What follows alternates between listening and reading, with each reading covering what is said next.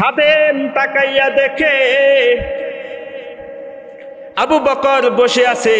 সে কি বলবে কি করবে কিছুই বুঝে পায় না। হযরত উমর রাদিয়াল্লাহু তাআলা আনহু তখনও তার পাশে দাঁড়ানো। হযরত উমর ডাক দিয়া বলে, খাদেম, তোমার প্রতিশোধ নেওয়ার দরকার নাই। তুমি আবু বকরকে বলো, আবু বকর, আমি আপনাকে এই দুনিয়ার জমিনে মাফ করে দিলাম।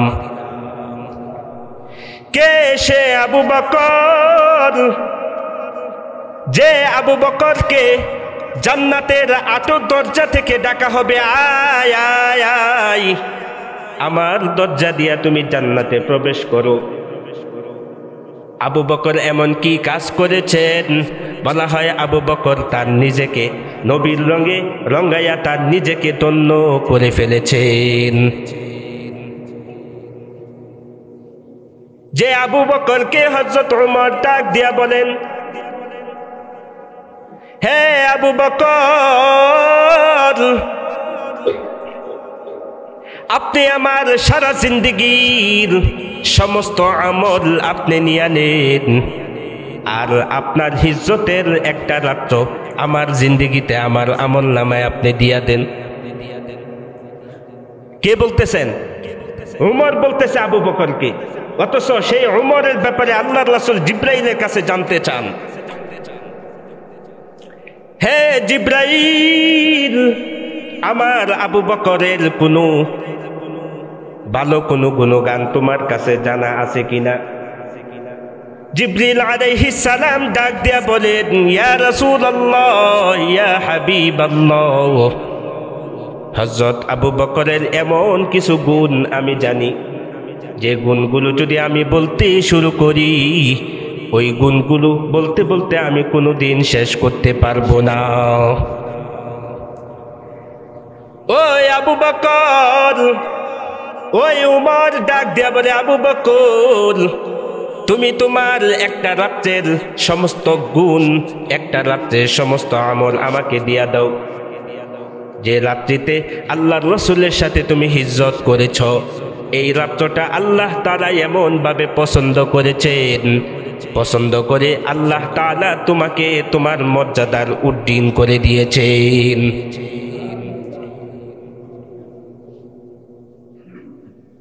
হযরত আয়েশা সিদ্দিকা রাদিয়াল্লাহু তাআলা আনহা বলেন,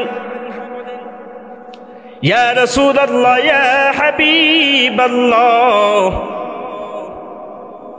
আপনার উম্মতের মধ্যে, আপনার সাহাবায়ে কেরামদের মধ্যে এমন কোন লোক আছে কিনা যার নেকি, যার আমল, যার গুণগান কোনোদিন গুণে শেষ করা যাবে না?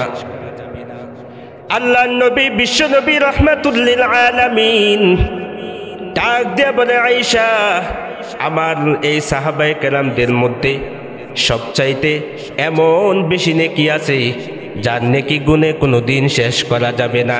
সেই আর কেউ না, সেই হলো হযরত উমর। হযরত আয়েশা সিদ্দিকা রাদিয়াল্লাহু তাআলা আনহা চিন্তা করেছিলেন, মনে হয় তার পিতার কথা বলবে। তারপরও তিনার মনের কথাটা খুলে আল্লাহর রাসূলকে বলেন, ইয়া রাসূলুল্লাহ, ইয়া হাবিবাল্লাহ, আমি তো ভেবেছিলাম যে আমার বাবার কথা আপনি বলবেন। আল্লাহর নবী, বিশ্ব নবী বলেন, হে আয়েশা, উমরের জীবনের যত আমল আছে, যত ভালো কাজ আছে, সমস্ত ভালো কাজ যদি এক পাল্লায় রাখা হয়, আর তোমার বাবার হিজ্জতের একটা রাত্র যদি এক পাল্লায় রাখা হয়, বরঞ্চ তোমার বাবার আমলের পাল্লা ভারী হয়ে যাবে। সুবহানাল্লাহ আজকে মুখ দিয়ে আসে না, অথচ সুবহানাল্লাহর ফজিলত কত। এর জন্য ভালো কিছু শুনলে সুবহানাল্লাহ বলতে হবে, আল্লাহর প্রশংসা বলতে হবে।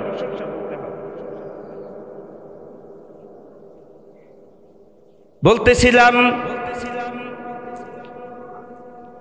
হযরত উমরের তাকওয়া কত ছিল, হযরত আবু বকর তাকওয়া কেমন ছিল, আল্লাহর ভয় কেমন ছিল। তাকওয়াল্লাহ হযরত উমরের এমন তাকওয়া ছিল, সর্বদা শুধু ভয় করতেন আল্লাহর, না জানি আল্লাহ তাআলা আমাকে ধরে ফেলে। এমন ক্ষমতা দিয়েছেন যে ক্ষমতার জন্য তিনি পৃথিবীর অর্ধজাহান তিনি শাসন করেছেন, তারপরও ভয়ে ভয়ে থাকতেন, না জানি আমার দ্বারা কোন ক্ষতি হয়ে যায়। এই জন্য তিনার জীবনের একটা ডায়েরি ছিল, যে ডায়েরির মধ্যে তিনি সব কিছু লিখতেন।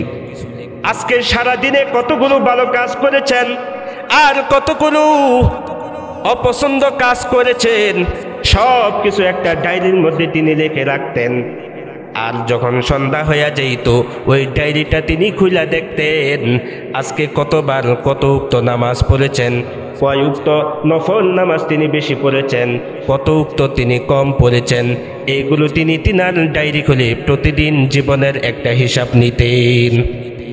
আমরা কতদিন এই হিসাব নিয়েছি যে আজকে সারাদিনে 5 ওয়াক্ত নামাজ পড়ছি, সুন্নত প্রত্যেকটা নামাজে সুন্নত পড়ছে কিনা, নফলটা 2 রাকাত বা 4 রাকাত 10 রাকাত বাড়ায় পড়ছে কিনা, এই হিসাব কোনোদিন নিছেন আপনারা? অথচ যারা ব্যবসা করে, ব্যবসাটা বিকালে শেষ, সন্ধ্যার পরে বৈশা জায়গা যে আজকে কয় টাকার মাল আনলাম, কত টাকা বিক্রি হইল, কত টাকা লাভ হইল, আছে কিনা, এটার হিসাবটা ভালো জানি, কিন্তু আখিরাতের বেলায় হিসাব আমার নাই। অথচ এই আখিরাতের জন্য আল্লাহ তাআলা আমাকে ধরবেন, মান হুসিবা উকিবা, যাকে আল্লাহ তাআলা ধরবেন সে শেষ। আল্লাহর কাছে জবাব দিয়ে কেউ যে পার হবে এরকম বীর পৃথিবীর জমিনে নাই। সে উমর অর্ধজাহান তিনি পরিচালিত করেছেন, তারপরও তিনার দিলের মধ্যে ভয়, না জানি কোন দিক দিয়া তিনি ইনসাফের বদলতে বেইনসাফ করে ফেলেছেন। সর্বদা তিনি ভয়ে ভয়ে থাকতেন, না জানি আল্লাহ তাআলা আমাকে পাকড়াও করেন, এমন ভয়ে ভয়ে ভয়ে তিনি থাকতেন। আর মাটির দিকে তিনি তাকায়া মাটির মধ্যে দইরা তিনি মাটির মধ্যে হাত দিয়া বলে, মাকানুকা তাহতাল আরদি ইয়া উমর, মাকানুকা তাহতাল আরদি, হে উমর তোমার স্থান তো মাটির মধ্যে, অতএব তোমার এত কিসের বাহাদুরি, যে বাহাদুরির মধ্যে আল্লাহ তাআলা কোনো ফয়সালা রাখেন নাই, কোনো ভালো কিছু রাখেন নাই। যে ব্যক্তি বাহাদুরি করবে আল্লাহ তাআলা তাকে পাকড়াও করবেনই করবেন, ঠিক কিনা? অতএব আজকের এই দুনিয়াতে আমরা কিসের বড়াই করি?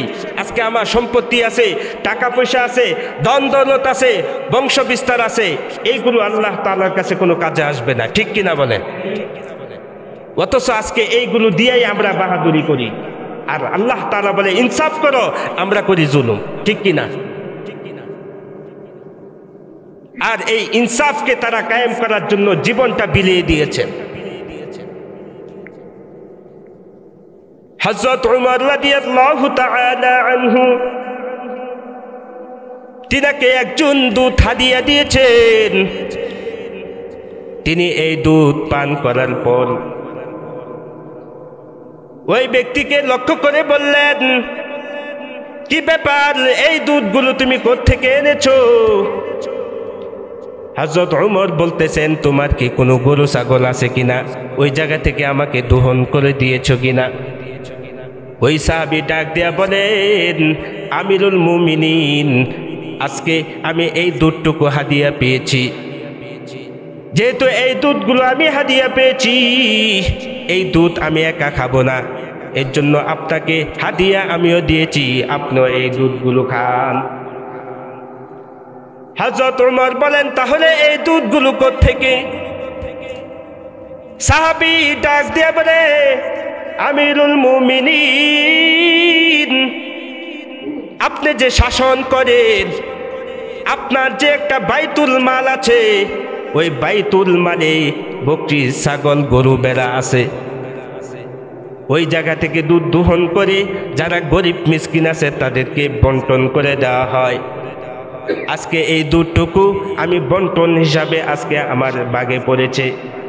আমি চিন্তা করলাম এই দুধ আমি একা খাবো না, আপনাকেও হাদিয়া হিসাবে দিব। আমিরুল মুমিনিন, এই দুধটা আমার জন্য সদকা, আমি সদকা নিলে এটা আমার জন্য হালাল হবে, আপনি তো সদকা খান না, এই জন্য আমি আমার এই দুধটুকু আপনাকে হাদিয়া দিলাম। হযরত উমর ডাক দিয়া বলেন, আরে আমার তো বাইতুল মাল আমার দায়িত্বে আছে, ইচ্ছা করলে আমি ওই জায়গা থেকে দোহন করে খাইতে পারি, কিন্তু না না, আমি ওই জায়গা থেকে দোহন করে খাইতে পারবো না। আমি যেহেতু ওই জায়গা থেকে দোহন করে খাই নাই, অতএব এই দুধ যদি আমি খেয়েছি, আল্লাহ তাআলা যদি কিয়ামতের ময়দানে আমাকে ধরেন, আল্লাহ তাআলা বলবেন যে উমর, আমি তোমাকে শাসন করার জন্য দিয়েছি, ইনসাফ কায়েম করার জন্য তোমাকে আমি এই ক্ষমতা দিয়েছি। উমর, তোমার পেটের মধ্যে সরকারি দুধ কেন দেখা যায়? বাইতুল মালের সম্পদ কেন তোমার পেটের মধ্যে গেল? কিভাবে গেল? আমি আল্লাহর কাছে কি জবাব দিব? আল্লাহ তাআলা যদি আমাকে ধরে ফেলে, আল্লাহ তাআলাকে জবাব দেওয়ার মতো ওইরকম মুখ আমার থাকবে না। হযরত উমর তিনার গলার মধ্যে হাত ঢুকায় দিছেন, অনেক কষ্ট করে তিনি বমি করেছেন। বমি করার পরও দেখা যায় তার পেটের মধ্যে যত খাবার ছিল, ওই খাবারের সাথে তার দুধগুলো বের হয়ে আসলো। কেমন নেতা! যে নেতা তিনার রাজ্যের মধ্যে ইনসাফ কায়েম করার জন্য সর্বদা প্রস্তুত থাকতেন, আর সর্বদা খেয়াল রাখতেন রাজ্যের মধ্যে কারা কারা কষ্টের মধ্যে আছে, কারা জুলুমের মধ্যে শিকার আছে, কারা খাবারের জন্য কষ্ট করতেছে, কারা কেমন কষ্ট করতেছে, কিসের অভাবে কষ্ট করেছে। হযরত উমর রাদিয়াল্লাহু তাআলা আনহু দিনের বেলায় শাসন করতেন, আর রাত্রে বেলা সত্য বেশি তিনি এলাকার মধ্যে বের হয়ে যাইতেন। হযরত উমর রাস্তা দিয়ে হাঁটে, প্রত্যেকটা বাড়ির আশেপাশ দিয়ে তিনি হাঁটেন, আর রাত্রি বেলায় দেখেন তিনার রাজ্যের মধ্যে কোন ফ্যামিলিটা কষ্টের মধ্যে আছে। একদিন তিনি তাকাইয়া দেখেন একজন মা, কিছুক্ষণ পর তিনি ঘরে ঢুকে আবার ঘর থেকে বাহির হয়ে আসেন। চুলার মধ্যে কি যেন জ্বলতেছে, চুলার মধ্যে কি জ্বলতেছে। হযরত উমর লক্ষ্য করে তাকাইয়া দেখে ওই চুলার মধ্যে একটা পাতিল, ওই পাতিলের মধ্যে কিছু পানি, যেটা পাক উঠে টকবক করতেছে, কিন্তু ওই পাতিলের মধ্যে পানি ছাড়া কিছু নাই। হযরত উমর তাকাইয়া দেখে ওই মহিলাটা একবার ঘরে যায়, আবার ঘর থেকে বাইর হইয়া ওই পাতিলার মধ্যে সে পানি জ্বালবে। হযরত উমর ডাক দিয়া বলেন যে আম্মা, কি ব্যাপার? আপনাকে অনেকক্ষণ ধরে দেখতেছি এই পানিগুলো আপনি গরম করতেছেন, ব্যাপার কি? আপনার ঘরে কি কোনো খাবার নাই? আপনার ঘরে কি কোনো সামগ্রী নাই? আপনি শুধু পানি জাল দিয়া যাচ্ছেন, কিন্তু এটার মধ্যে কোনো খাবার দেন না। হযরত উমর ডাক দিয়া বলেন যে কি ব্যাপার মা, আমাকে খুলে বলতে পারেন? ওই বুড়ি মহিলা ডাক দিয়া বলে, হে জনাব, আমার ঘরে সন্তান, কিন্তু আমার ঘরের মধ্যে কোনো খাবার নাই। যে খাবার দিয়ে আমি আমার সন্তানদেরকে তাদেরকে হাত করাইতে পারি, ওইরকম খাবার আমার কাছে নাই। আমি একটু পরে পরে ঘরে যাই, আর আমার সন্তানের মাথার মধ্যে হাত বুলাইয়া বলি যে বাবা, আর একটু অপেক্ষা করো, খাবার হইয়া যাচ্ছে, আমি খাবার হলে তোমাদেরকে খাবার দিব। আমি আমার এই সন্তানদেরকে এইভাবে সান্ত্বনা দিচ্ছি, কিন্তু দেখা যায় সন্তান আস্তে আস্তে খাবারের অপেক্ষা করতে করতে সন্তানগুলো খাবারের অভাবে ঘুমাইয়া যাচ্ছে। হে জনাব, আমার ঘরে কোনো খাবার নাই। হযরত উমর ডাক দিয়া বলেন যে মা, আপনি একটু অপেক্ষা করেন, আমি আসতেছি, বাইতুল মালে যাব, আর আপনার জন্য খাবারের ব্যবস্থা করে দিব। হযরত উমর বাইতুল মালের দিকে গেলেন, গিয়া ওই গোডাউন থেকে যত খাবার সামগ্রী দরকার এই খাবারগুলো তিনার পিঠের মধ্যে লইয়া গেলেন। খাদেম ডাক দিয়া বলে, আমিরুল মুমিনিন, এত কষ্ট আপনি কেন করতেছেন, আমাকেও একটু বাগ দেন। হযরত উমর ডাক দিয়া বলে, খাদেম, কাল কিয়ামতের ময়দানে আমি চাই না আমি উমর আল্লাহর সামনে অপরাধী হিসাবে দাঁড়াইয়া যাই। এই মহিলা মা যদি খাবারের অভাবে আল্লাহর কাছে যদি বিচার দেয়, আল্লাহ তাআলা যদি আমাকে ধরে, উমর আমি তোমাকে ক্ষমতা দিলাম কিন্তু তুমি এই ক্ষমতার অপব্যবহার করেছ। হ্যাঁ উমর, তোমার রাজ্যের মধ্যে মানুষগুলো কিভাবে না খায়া আছে সেটার জবাব দাও। আমি উমর, আমি তো আল্লাহর কাছে জবাব দেওয়ার মতো আমার মুখ থাকবে না। হে খাদেম, এই মালগুলো আমার পিঠের মধ্যে তুলে দাও। হযরত উমর এই বস্তাগুলো নিয়ে ওই বুড়িমার বাড়িতে চলে গেলেন। আর তিনি নিজেই ওই বুড়িমাকে বলতেছে, মা আপনি ঘরের বাইরে আসবেন না, আমি উমর এই খাবার তৈয়ার করব, আমি এই খাবারগুলো তৈয়ার করে আমি আপনাদেরকে খাওয়াইয়া দিব। হযরত উমর কি করলেন, নিজে নিজে এই খাবারগুলো তিনি রান্না করলেন আর বাচ্চাদেরকে তুললেন আর ওই মহিলা মাকে তিনি খাওয়াইয়া দিলেন। আর বলতেছেন, ও মা, কিয়ামতের ময়দানে যখন আমি আল্লাহর কাছে যখন দাঁড়িয়ে যাব, আপনি মা আল্লাহর কাছে কোনো বিচার দিবেন না। আল্লাহ যদি আমাকে বলে তুমি তা করতে পারলা না, আমি আল্লাহর কাছে জবাব দেওয়ার মতো আমার মুখ থাকবে না। ও বুড়ি মা, আপনার যদি এই উমরকে শাস্তি দিতে হয়, এই মুহূর্তে এই উমরকে আপনি শাস্তি দিয়া দিন, কিন্তু কাল কিয়ামতের ময়দানে আল্লাহর সামনে আপনি কোনো বিচার দিয়েন না। ও দুনিয়ার মানুষ, ইনসাফ কায়েম করতে হবে। ইনসাফ যদি আমার মধ্যে না থাকে, আমার ঘর থেকে কোনোদিন অশান্তি যাবে না। সর্বদা সর্ব অবস্থায় অশান্তি আমার ঘরের মধ্যে লেগে থাকবে, ঠিক কিনা? ইনসাফ সর্ব জায়গায় এটাকে কাজে লাগাইতে হবে, সঠিক বিচার করতে হবে। আজকে দেখা যায় সামনাসামনি মানুষ খুন হয়ে যায় কিন্তু বিচার পায় না।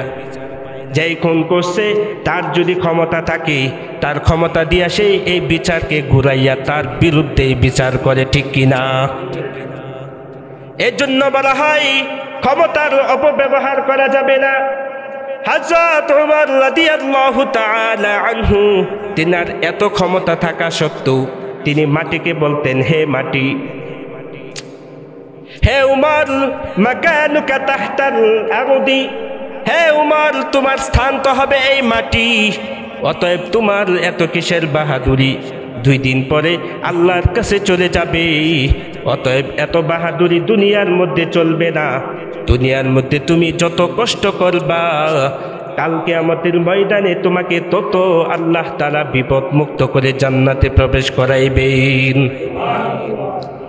এর জন্য মুসলমান ভাইরা আমার, ইনসাফ কায়েম করতে হবে, সঠিক বিচার করতে হবে। আজকে রাস্তাঘাটের মধ্যে কত ইফটিজিনের শিকার হয় আমাদের মা বোনেরা, হয় কি হয় না? অথচ এই ইফটিজিনের বিচার করা হয় না, তাদেরকে ছেড়ে দেওয়া হয়। আজকে যারা ইফটিজিন করে, যারা এইগুলাকে দেখে, যারা ইফটিজিন করে মজা পায়, তার চাইতে বেশি মজা পায় তারা দেখার পরেই। গত কিছুদিন আগে আমি যখন মসজিদে আসতেছিলাম, পিছন থেকে মিশুকের মাধ্যমে 4-5টা ছেলে, বয়সটা 7-8 বছর, 10 বছর বেশি হবে না, তারা এই রাস্তা দিয়ে আসতেছে। বড় অটোর মধ্যে সন্ধ্যা হয়ে গেছে, 2টা মেয়ে স্কুল থেকে বা প্রাইভেট পড়া থেকে মনে হয় আসতেছিল। এমন সময় তাকাইয়া দেখলাম তাদের সাথে কি জানি একটা ফাইজলামি করছে। ফাইজলামিটা করছে আরো আগে থাকি, হয়তো বা কিছু একটা বলছে। এখন বড় অটো তো এটা ওইটা থেকে স্পিড এবং চালু বেশি, কিন্তু বড় অটো, ঠিক কিনা? তো এই বড় অটো কি করছে, এটা টাইনা ঠিক এই জায়গায় মসজিদের সামনে মিশুকটারে আটকাইছে। তো আমিও দেখার পরে আমি ভাবছিলাম মনে হয় কোনো সমস্যা হয়েছে, তো দাঁড়াইছি, সেও দাঁড়াইছে, কাউকে কোনো কিছু বলে না, কয় দাঁড়া তোরা। তো দাঁড়ানোর পরে ওই বাচ্চাগুলো গিয়ে ধরছে, কি ব্যাপার, কি বলছস একটু আগে গাড়ির মধ্যে? তখন তারা বলতেছে যে আমি তো কিছু বলি নাই। সে বলে আমি কিছু বলি নাই, তাইলে বলছে এটাকে। তো একটারে ধরছে, একটারে ধরলে তো সবটির খবর নেবে, ঠিক কিনা? তো একটারে ধরার পরে আরে তৈরা বলছে যে নাই মাই, এটা কিন্তু অটোওয়ালা ড্রাইভার, সে তৈরা তারে নামাইছে এই জায়গায়। তো নামানোর পরে ওই দুইটা মেয়ে, ওইগুলারও বয়স বেশি না, 6-7-এ পড়ে, তাদের সামনে নিয়ে গেছে, ইয়া বল তাদেরকে যে আপনারা আমার মা লাগেন, মাফ করে দেন। ড্রাইভার বিচার করতেছে, যেখানে অপরাধ করেছে সাথে সাথে তাদেরকে ধরছে, বল যে আপনারা আমার মা লাগেন। তখন সে বাধ্য হয়েছে নাই মা ওই মেয়েগুলাকে বলতে যে আপনারা আমার মা লাগেন, আমাকে মাফ করে দেন। তখন আমি সামনে ছিলাম, আরো ওই রিক্সাওয়ালা ড্রাইভারকে আমি থ্যাঙ্কস দিয়ে দিছি যে ভালো একটা বিচার করেছেন আপনি। তো অপরাধ করার পর যখন সাথে সাথে এটার বিচার হয়, আর এই বিচারটা যখন হয়ে যায়, সে সামনে ভবিষ্যতে চিন্তা করবে এরকম অপরাধটা আবার দ্বিতীয়বার করা, ঠিক কিনা? অথচ আজকে আমরা অপরাধ দেখে মানুষদেরকে ছেড়ে দেই, অপরাধের বিচার করতে যাই না। আমি যদি বিচার করি, যদি আমার উপর কোনো কিছু হয়, এই চিন্তা করে সে বিচার করতে যায় না।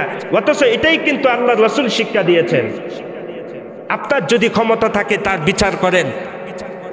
যদি আপনি বিচার ক্ষমতা থাকা সত্ত্বেও যদি আপনি বিচার না করেন, আল্লাহ তাআলার কাঠগড়ায় আপনাকে দাঁড়াইতে হবে। আর আল্লাহ তাআলা যদি ধরেন, আপনাকে কোনোদিন ছাড়বেন না। আল্লাহ তাআলা ধরা হবে বড় মারাত্মক ধরা, ঠিক কিনা বলেন? এর জন্য বলছিলাম ইনসাফ কায়েম করেন। ইনসাফ কায়েম করার যদি আমি নিয়ত করি, আল্লাহ তাআলার বরকত আর রহমত আমার উপরে নামতে থাকবে। আর যদি আমি সঠিক বিচার না করতে পারি, আল্লাহ তাআলার গজব আমাদের সকলের উপর পড়তে থাকবে। ছোট্ট একটা কথা বলে আমি শেষ করে দিব। আব্দুল্লাহ ইবনে আব্বাস রাদিয়াল্লাহু তাআলা আনহু, তিনার একটা কথা বাইহাকি শরীফের মধ্যে সম্ভবত উল্লেখ করেছেন। একজন বাদশাহ, সে তার রাজমহল ছেড়ে জঙ্গলার মধ্যে বের হয়ে গেছেন শিকার করার জন্য। শিকার করতে করতে এমন একটা পর্যায়ে চলে গেছে, সন্ধ্যা হয়ে গেছে। আবার ওই জায়গা থেকে যে তিনি ফিরে আসবেন, ওই সময়টা তিনার নাই। ওই বাদশাহ দেখতে পেলেন ওই জঙ্গলার মধ্যে একজন কাঠুরিয়ার বাড়ি। ওই কাঠুরিয়ার বাড়িতে তিনি অবস্থান করলেন, কিন্তু বাদশাহ তার পরিচয়টা ওই কাঠুরিয়ার কাছে দেন নাই যে আমি একজন বাদশাহ। আমি যদি তার কাছে পরিচয় দেই, তখন তার মেহমানদারি করতে কষ্ট হবে কি হবে না? ওই বাদশাহ বলতেছেন আমি একজন সাধারণ মানুষ, রাত্র হয়ে গেছে, আমাকে যদি আপনি একটু আশ্রয় দেন, সকাল হলে আমি আপনার বাড়ি ছেড়ে আমি চলে যাব। কাঠুরিয়া চিন্তা করলেন যে ঠিক আছে, আপনি যেহেতু আমার বাড়িতে চলেই আসলেন, অতএব এই মুহূর্তে আপনি আমার মেহমান হয়ে গেছে। সন্ধ্যা হয়ে গেছে। কাঠুরিয়ার কয়েকটা গরু ছিল। ওই গরু যখন আস্তে আস্তে তিনার বাড়িতে আসতেছেন, আসার পর ওই কাঠুরিয়া ওই গরু থেকে এমনভাবে দুধ দোহন করতেছেন, এক গরুর মধ্যেও আল্লাহ তাআলা 20-30টা গরুর বরকত ঢেলে দিয়েছেন। এমনভাবে তিনি দুধ দোহন করেছেন।